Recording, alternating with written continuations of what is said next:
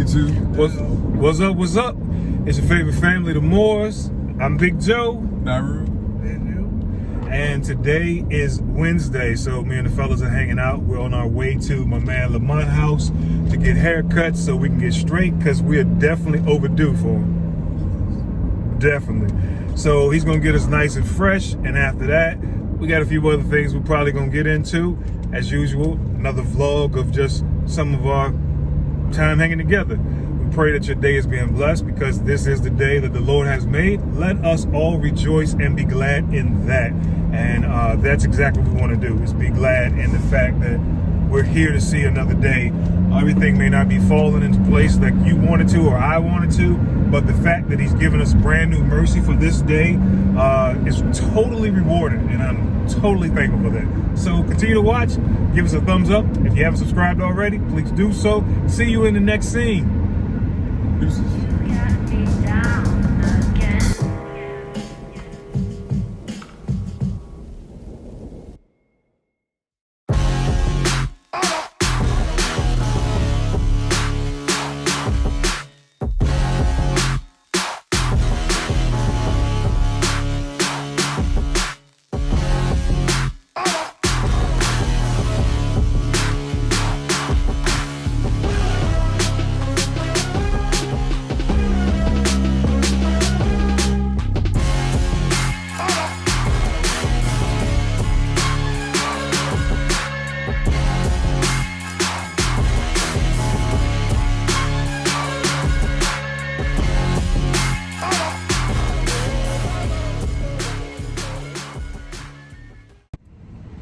YouTube. We're back with fresh cuts. Hello. Everybody looking like a new man in the truck. Well, it's time to eat, so we got to get something to eat now, because I'm hungry. Start. New is always hungry. So we're going to get something to eat.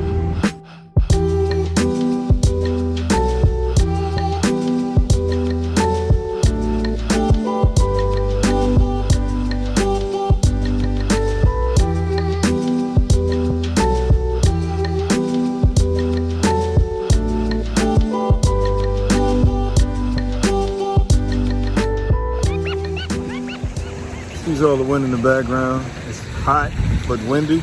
Yeah. We decided to eat at Red Robin's, and it was delicious. I had a burger with a fried egg on it, and it was delicious. Naru had a what? I had a chicken wrap, fish wrap. It was awesome. And it was Amazing. Delicious.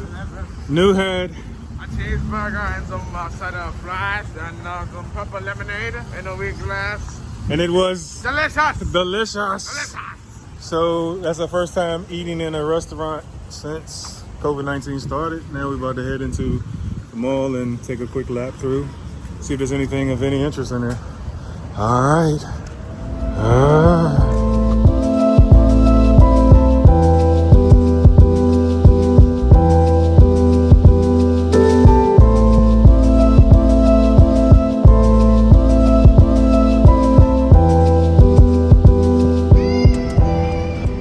That noise you're in the background, that is basically the AC at full blast, because it is a whopping 94 degrees on this June the 10th? Yeah, June the 10th. We just left the mall. Before that, we stopped at Red Robin's to get some some burgers. And the eyebrow man back there is still doing that thing. So we're gonna head to the next spot and get us some cool, refreshing treats. Sounds wonderful. So we're back home and had a great time out with Naru and New, my only sons, 17 and 12. Jamel and I, we've been married now 21 years, and I'm so thankful for having the family that God has blessed me with. And the reason that I do these videos is not just because we're hoping that one day that we're going to blow up and we're going to be that mega YouTube couple. Definitely not my agenda by any means. I share these videos because I want to be an example for others that I didn't have an example for myself. What am I talking about? Well, today I had a very interesting conversation with Lamont while we were getting a haircut, the boys and myself, and he had shared stories with me, shared some instances or some things that happened in his life that were very similar to things that happened in my life.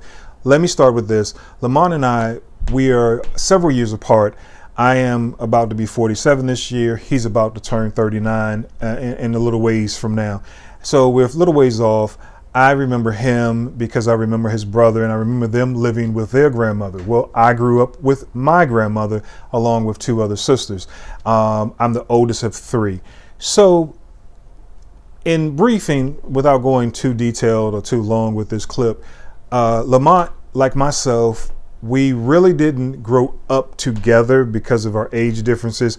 We grew up together as far as in the same environment, knowing the same people, having some definitely friends in between who were relatives to somebody else. Like, for example, I was friends with one of his closest friends' older brother. He was friends with the younger brother, but we both knew who each other was, or knew who would recognize each other back and around the way. Well, anyway, I ended up learning that his grandmother passed when he was about 12, and his younger brother, his older brother had basically ended up raising him from the time that his older brother was 18. And I'm like, really impressed with that, because part of the conversation preceding that, we were talking about how we have to be great role models, or attempt to be great role models for our sons. And being that both of us come from a household or households that did not have fathers in it, being that role model or being that example is extremely challenging, because you don't know if you're saying the right thing, doing the right thing, or even have the right thing on your mind. For me, I'm always trying to make sure that I have God in my heart. How can I do that? I can't do it on my own. I have to be submissive to him. I have to read the word. I have to allow the word to do what the word does without tampering with it. And so that's what I try to do for the most part. And hopefully that transpires, or that translates into in my personality, with love and kindness, drawing them to me as in a way of respect as a father, not just because I'm the biggest guy in the house, not just because I can be the loudest guy in the house, the strongest guy in the house, the oldest guy in the house, but because I have become the kindest person in the house, that there are some reflections of Christ really pouring out of me. And just like Lamont, he said that he had a brief acquaintance with his father before his father passed. As far as I know, my father is still alive. I first met him when I was 10 years old. The second time I met him was when I was 14 years old. And the third time and final time I met him when I was 38. Let's just say it did not work out in the aspirations that I would have loved to have. Not necessarily that I would have him to be a father to me, but just to have some conversations and say, hey, son, don't do what I did, would have went much further than no material, no dialogue at all. Well, that's why I share these videos, because I am a father just trying to be a father when I had no example of what a father is. I had one friend who was very close to growing up. He had a father, and the thing that I saw from his father was that he picked him up on weekends because he and the mother didn't live together. I had a guy who lived beside me who was a male. He had 3 sons, but the mother wasn't there, and they were in an abusive relationship the time that they were together. So that was not definitely not a role model that I wanted to take part in.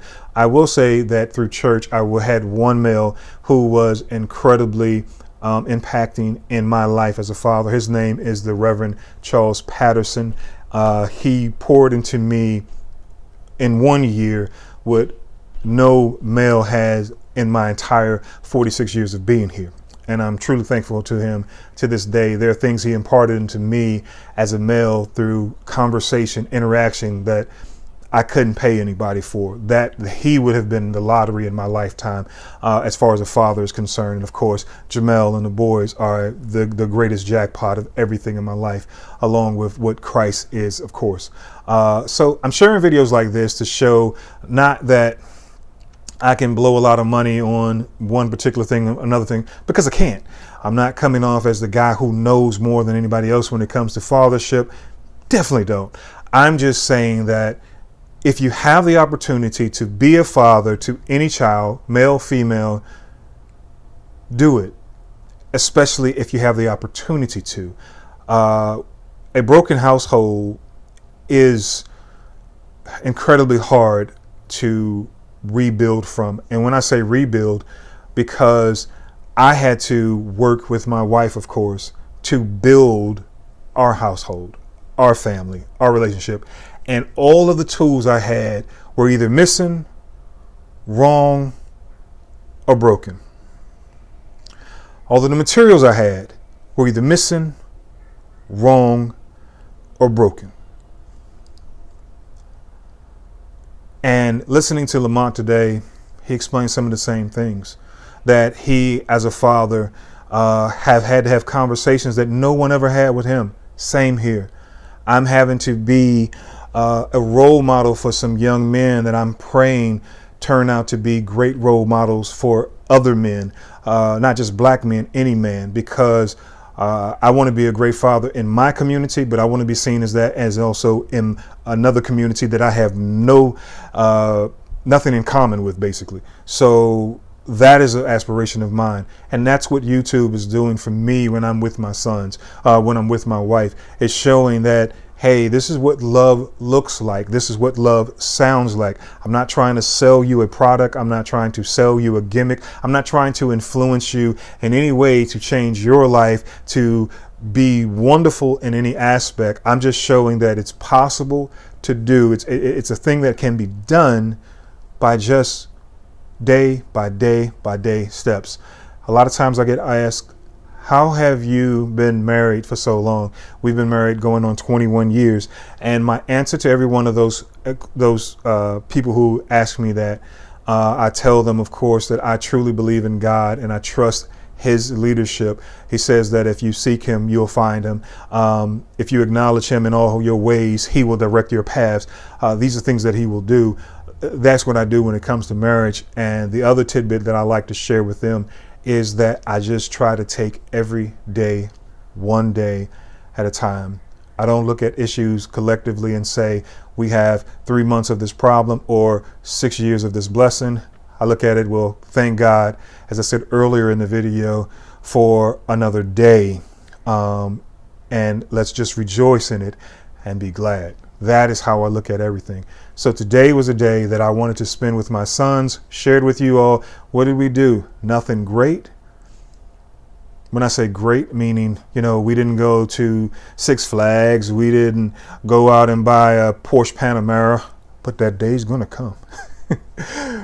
You get what I'm saying? We didn't go out and buy some new Jordans or anything like that. We just went out and did things that guys in my community where I grew up at would have loved to have the experience that I'm trying to offer my sons as often as possible. And that's just spend time with them. Not just to be seen on the channel, but just doing the stuff that we do anyway. We go get a haircut. We go out to eat. We go get some Dairy Queen blizzards. It's 94 degrees. We call it a day. We come back home. And we just continue to love on each other throughout the day. I pray somehow that this is a blessing to you. If you're a father watching this, if you're a mother watching this, I don't care. If you're a son watching this, nothing is more valuable than the ability to share time with those that you love. If it has to start with 5 minutes, work 5 minutes. You'll get up to 5 hours. And then God will bless you. There'll come a time where you maybe can take a 5-day vacation. You don't have to have an example to be the example. You just got to trust God. God bless you. Thank you for watching. Until next time.